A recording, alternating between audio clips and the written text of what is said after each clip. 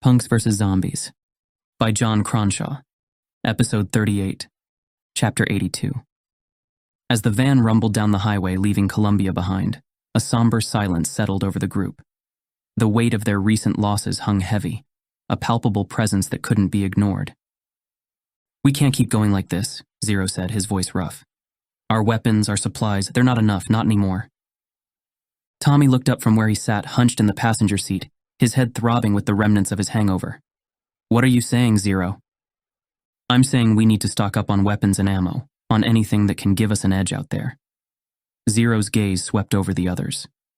"First chance we get, we hit up any place that might have what we need. Military surplus stores, gun shops, anything." Tommy nodded, his jaw tight. "You're right, we can't afford to be caught off guard again." Zero grunted, his hands tightening on the steering wheel as he guided the van towards the distant horizon. St. Louis isn't far from here. Big city like that, there's bound to be places we can scavenge for gear. Roxy leaned forward from the back seat. "You want us to go back into a city, after Denver?"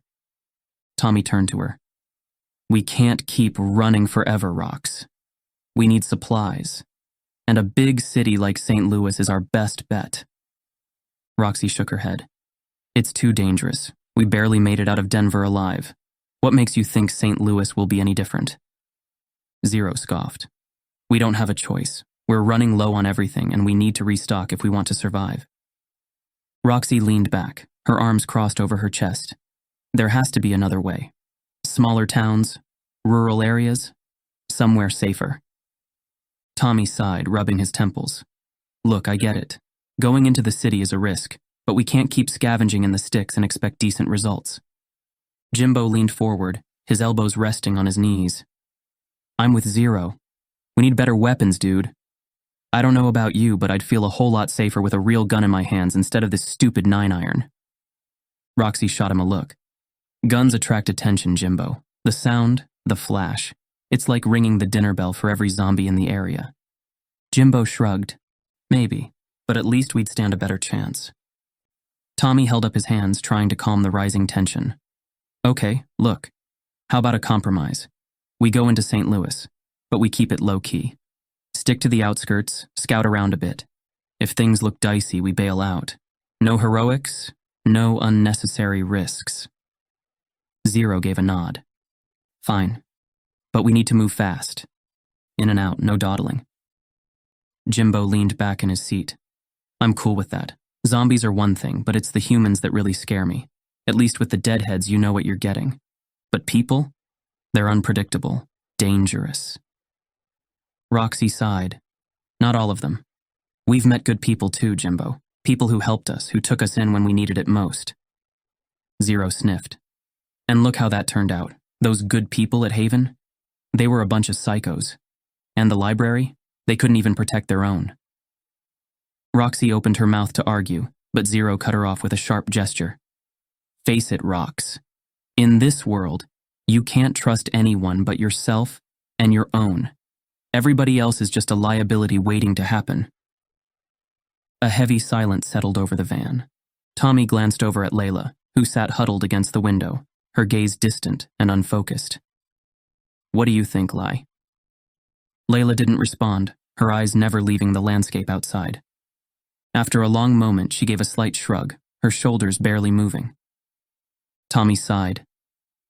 He understood Layla's silence, her withdrawal. After everything they'd been through, after all the losses and the horrors, it was a miracle any of them could still function at all. Roxy sank back into her seat. "Do whatever you want. I just want to get back home. That's all that matters now." Tommy nodded, his chest tightening. Home seemed like such a distant concept now, a fading memory of a life that no longer existed. But still, the thought of seeing Neve and Sean again, of holding them in his arms and knowing they were safe, it was the one thing that kept him going.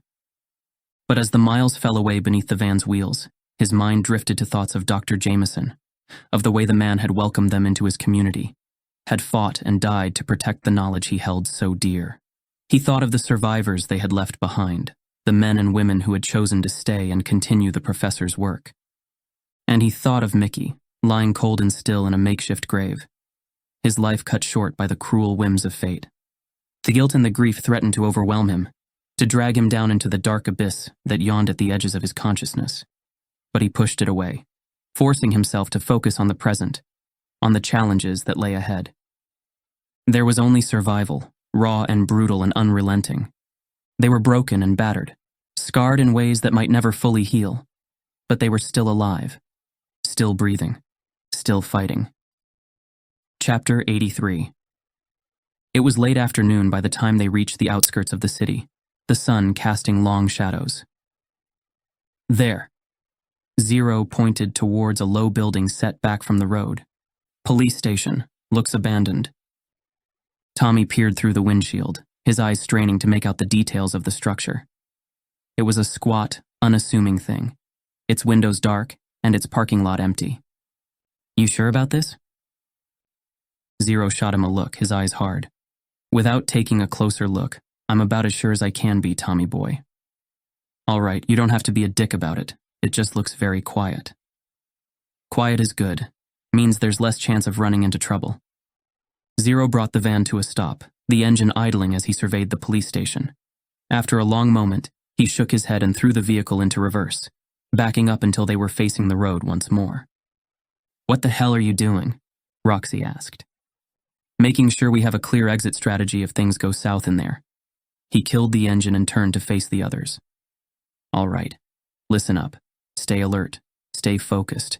Check your corners. Watch each other's backs. Anything looks off, you speak up. Clear? They gathered their weapons and filed out of the van, Zero taking point as they approached the police station. Tommy fell into step beside him, his bat gripped tight in his hands. Zero held up a hand and cocked his head.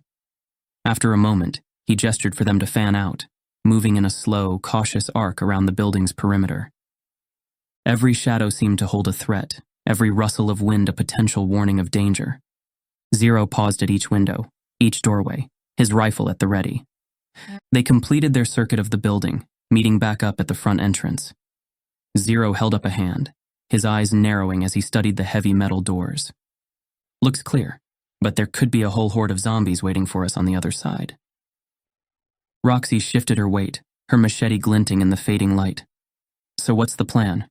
We just go in blind, hope for the best? Zero shook his head.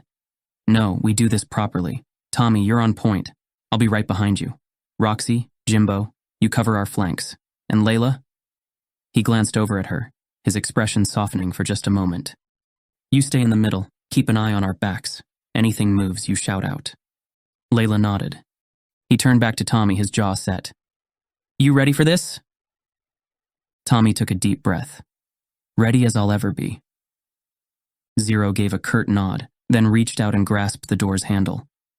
All right, on my count. 3, 2, 1. He yanked the door open, the hinges shrieking in protest. Tommy darted through the opening, his bat at the ready, his heart pounding in his ears. The lobby loomed dark and still, the air heavy with the scent of dust and stale coffee. Tommy swept his flashlight beam across the room, its beam catching on overturned furniture and scattered debris. On Zero's signal, the others fanned out, each taking a different section of the room, their weapons at the ready. Tommy's eyes strained to pierce the gloom, his muscles tense.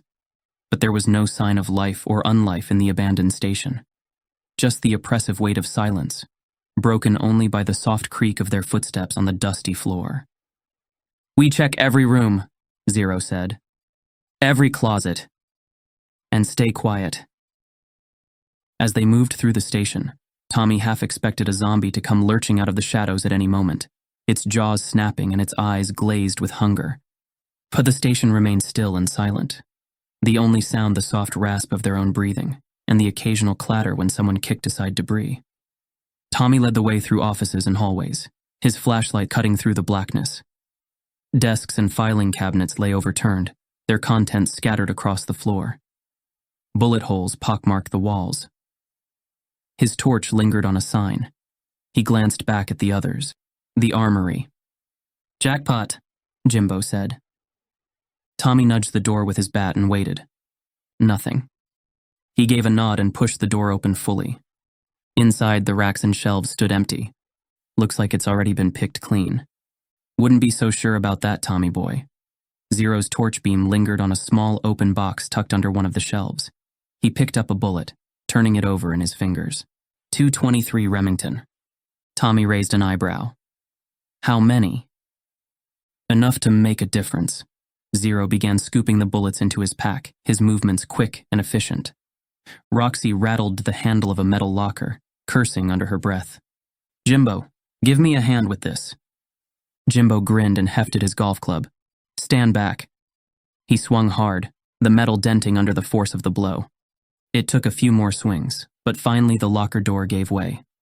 Roxy reached inside, rummaging through the contents. Anything good? Tommy asked, moving to join her. Roxy emerged with a police baton and riot shield. Not much. It's better than nothing. She tossed the baton to Jimbo and handed the shield to Layla. Layla took it, her fingers running over the scuffed surface. I don't know if I can use this. You don't have to fight with it, Tommy said. Just hold on to it for now. Protect yourself if things get hairy. Layla nodded, slipping her arm through the straps. Zero finished loading the bullets into his pack and straightened up. All right, let's keep looking. There might be more scattered around. They fanned out again, each taking a section of the armory.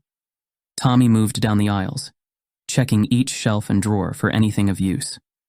Roxy appeared at the end of the aisle, a handful of pistol magazines in her hands. Found these in a desk drawer. Looks like 9mm. Might be good for trade if we can't find anything to use them in.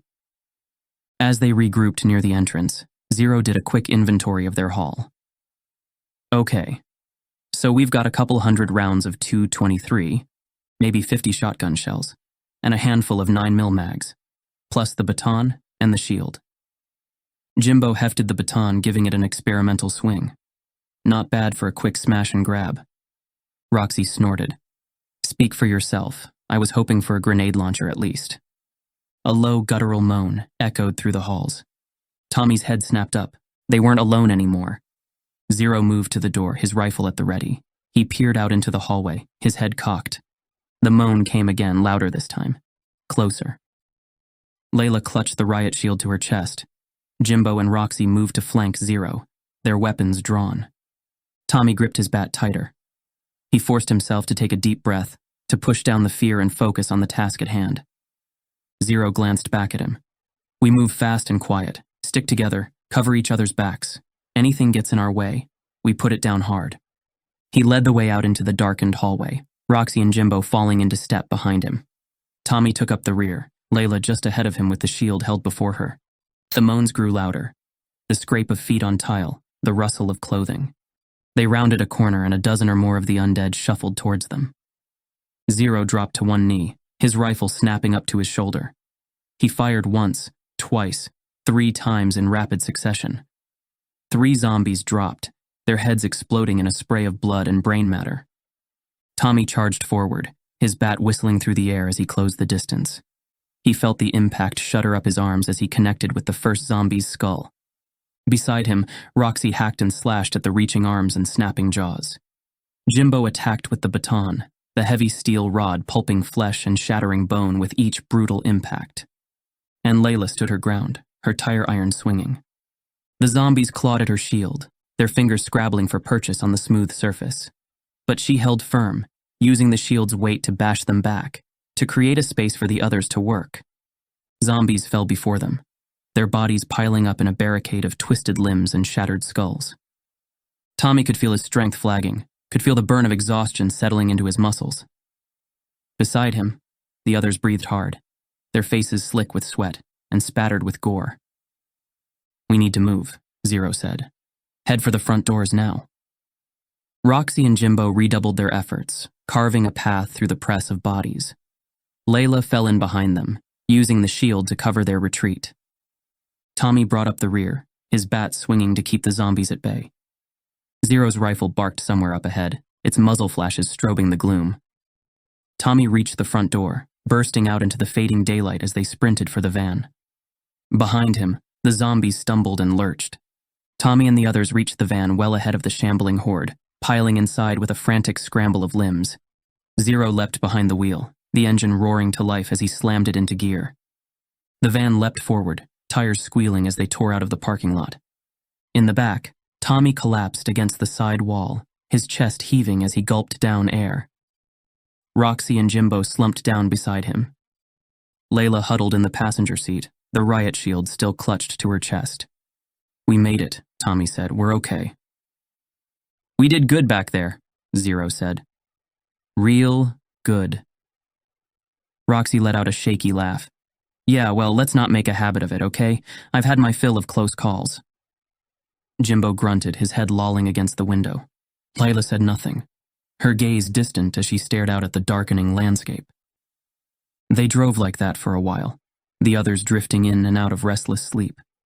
Tommy shifted his weight and kicked something at his feet. He picked up Mickey's half-empty whiskey bottle, turning it in his hand. He hesitated for a moment, a twinge of shame pricking at his conscience. But then, with a muttered curse, he unscrewed the cap and took a long, burning swallow. The whiskey seared his throat, but he welcomed the pain, welcomed the numbing warmth that began to spread through his veins. He took another swig, then another, the world around him beginning to blur and soften at the edges. "Looks like we're in business." Zero gestured to a building up ahead.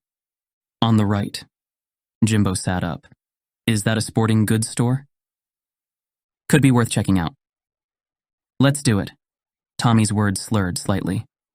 "Let's take a look." Chapter 84. Zero guided the van into the store's parking lot, killing the engine as he scanned the darkened storefront. The others piled out, weapons at the ready. Tommy stumbled as he climbed from the van, the ground seeming to tilt and sway beneath his feet. He caught himself on the doorframe, fingers gripping the metal as he fought to steady himself. Roxy appeared at his side, her brow furrowed. "Tommy, are you okay? You seem a little off." Tommy waved her off. "I'm fine, Rox, just tired is all. Nothing to worry about." She leaned in closer, her nose wrinkling. "Have you been drinking?" "I had a few sips earlier, just to take the edge off, you know." "Hey, you two coming or what?" Tommy's head snapped toward Zero's voice. He pushed off from the van, swaying slightly as he tried to find his balance. Yeah. Keep your pants on." Zero shot him a hard look, but he said nothing. They approached the darkened building, Zero taking point with Tommy stumbling along in the rear. As they neared the front doors, Zero held up a hand. After a tense moment, he gestured for them to follow as he slipped inside, rifle at the ready. The store's interior was pitch black, the only illumination coming from their flashlights bobbing in the darkness. Tommy squinted, trying to bring the shadowy shelves and displays into focus. They moved deeper into the store, picking their way through the gloom. The store was a mess, the shelves overturned and the floor littered with scattered merchandise. It was clear that the place had been picked over, either by other survivors or by the undead. "Over here," Roxy said. Tommy and the others drifted towards her. Sleeping bags, a portable stove, even some water purification tablets. This stuff could really come in handy out there. Tommy nodded. "Good work, Rox." As he turned to head back towards the front of the store, the room tilted and spun around him, his vision blurring and his balance deserting him. He stumbled, his foot catching on a fallen shelf and sending him sprawling to the ground. Roxy rushed over and helped him to his feet. "Tommy, what the hell?" He shook his head, trying to clear the fog from his mind. "I'm fine. Just tripped." She led him outside, away from the others. "Tommy, this has to stop. You can't keep doing this, not out here. You're putting us all at risk." He bristled at her words. "I don't need a lecture, Rox. I know what I'm doing. The alcohol, it helps me cope. Helps me deal with what we've been through." She shook her head, her lips pressing into a thin line. "That's a load of crap, and you know it. You're not coping, Tommy. You're running away. And sooner or later, that's going to get someone killed." Her words hit him like a slap. But still, he couldn't bring himself to admit it, couldn't bear to face the reality of his own weakness. "I have it under control. I know my limits. I won't let it affect the group, I promise." Roxy stared at him for a long moment, her eyes searching his face. "I hope you're right, Tommy. Because if you're not, if you can't get a handle on this..." She turned and walked away, leaving him alone in the gathering darkness, the weight of his failure pressing down on him. He watched her go, his heart heavy and his mind reeling. He knew she was right, knew that he was putting them all at risk. but the thought of facing the world sober, of confronting the raw, bleeding wounds of his own trauma and loss, was too much to bear. The others emerged from the store, their arms laden with camping gear. Tommy lingered by the dumpsters, his head bowed and his shoulders slumped. He couldn't shake the feeling of shame that clung to him. Layla approached him. "Hey, are you okay?" Tommy shrugged, his gaze fixed on the ground at his feet. "I don't know. You?" Layla mirrored his shrug, a sad smile tugging at the corners of her mouth. "I heard what Roxy said." Tommy stiffened, his jaw clenching. "She's got it all wrong. I don't have a problem. Tommy," Layla cut him off, her voice firm. "We've been down this road before, remember? The drinking, the self-destruction. It's not the answer. You need to keep your head clear. Now, more than ever." She reached out and grasped his wrists, pushing up his sleeves to reveal the bold black X's tattooed on the backs of his hands. "You made a promise to yourself, a pledge to stay clean, to stay focused. Don't throw that away now, not when we need you most."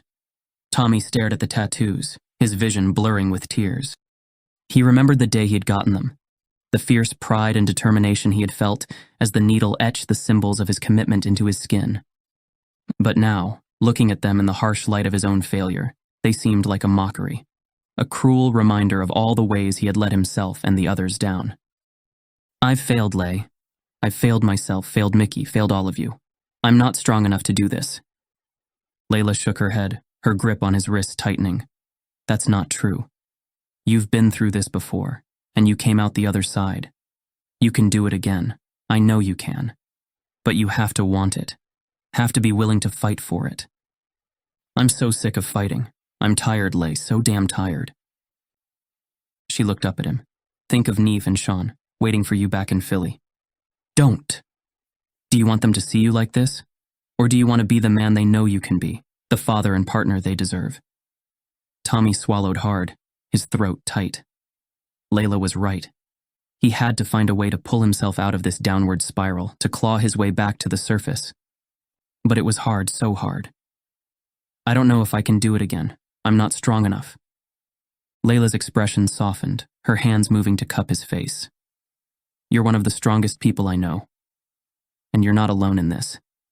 We're all here for you every step of the way." Tommy leaned into her touch, his eyes drifting shut as he let her words wash over him. He wanted to believe her, wanted to believe that he could find his way back to the man he used to be. The sound of the van's engine sputtering to life pulled him from his thoughts. He looked up to see Zero leaning from the driver's window. "Come on, Tommy boy, we need to get moving." Tommy sighed. "I'm coming." Layla grabbed his sleeve. "And you didn't fail, Mickey." "I did." "No, you tried, but there was nothing we could have done for him." Tommy closed his eyes. "Then why do I feel so bad?" Layla shrugged. "Because we wanted to help."